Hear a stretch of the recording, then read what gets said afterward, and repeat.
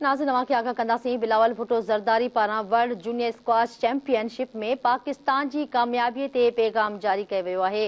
बिलावल भुट्टो ज़रदारी चयो त शाहबाज़ हमज़ा ख़ान अवां शानदार परफॉर्मेंस ज़रिए दुनिया में पाकिस्तान जो झंडो बुलंद कयो। बिलावल भुट्टो ज़रदारी चयो त दुआ गो आहियूं त अवां सदाईं अहिड़ीअ रीति पाकिस्तान जो नालो रोशन कंदा रहो।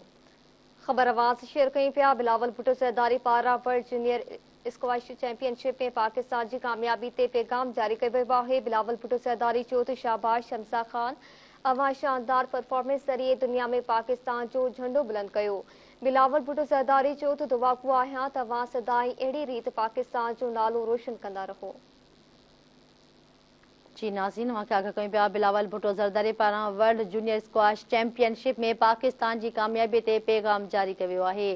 वॾे वज़ीर बिलावल भुट्टो ज़रदारी चयो त शाहबाज़ हमज़ा ख़ान अवां शानदार परफॉर्मेंस ज़रिए दुनिया में पाकिस्तान जो झंडो बुलंद कयो।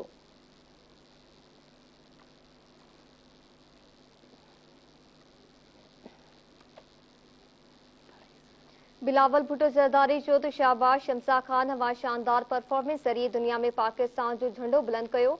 बिलावल भुट्टो ज़रदारी चयो त दुआ गो आहियां त अवां सदाईं अहिड़ी रीति पाकिस्तान जो नालो रोशन कंदा रहो। तफ़सील मालूम कंदासीं चीफ रिपोर्टर कराची शबीर लाशारी खां। जी शबीर वधीक आगाह कजो।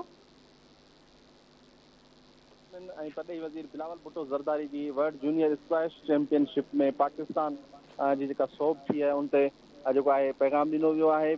पाकिस्तान पीपुल्स पार्टी जे चेयरमैन ऐं पटई वज़ीर बिलावल भुट्टो ज़रदारी चयो आहे त शाहबाज़ हमज़ा ख़ान तव्हां जी जेका शानदार परफॉर्मेंस आहे उन पंहिंजी परफॉर्मेंस वसीले जेको आहे रांदियुनि जी दुनिया में पाकिस्तान जो जेको परचम आहे उहो बुलंद कयो आहे। पीपी चेयरमैन बिलावल भुट्टो ज़रदारी चयो आहे त दुआगू आहे त तव्हां हमेशह अहिड़े नमूने पाकिस्तान जो नालो जेको आहे उहो रोशन कंदा रहियो। संदसि चवणु आहे त जूनियर स्क्वाश चैंपियनशिप ऐं जेको आहे एमर्जिंग एशिया कप में जेके सोभूं थियूं आहिनि उन ते असांजी नसुल जा जेका आहे नाक़ाबिल तस्कीर जेके जज़्बा आहिनि ऐं जेको आहे हुननि जेका परफॉर्मेंस कई आहे उन पंहिंजे मुल्क जो जेको ॻाट आहे उहो ऊचो करे छॾियो आहे। जी ठीकु आहे, महिरबानी शबीर आगाह करण लाइ।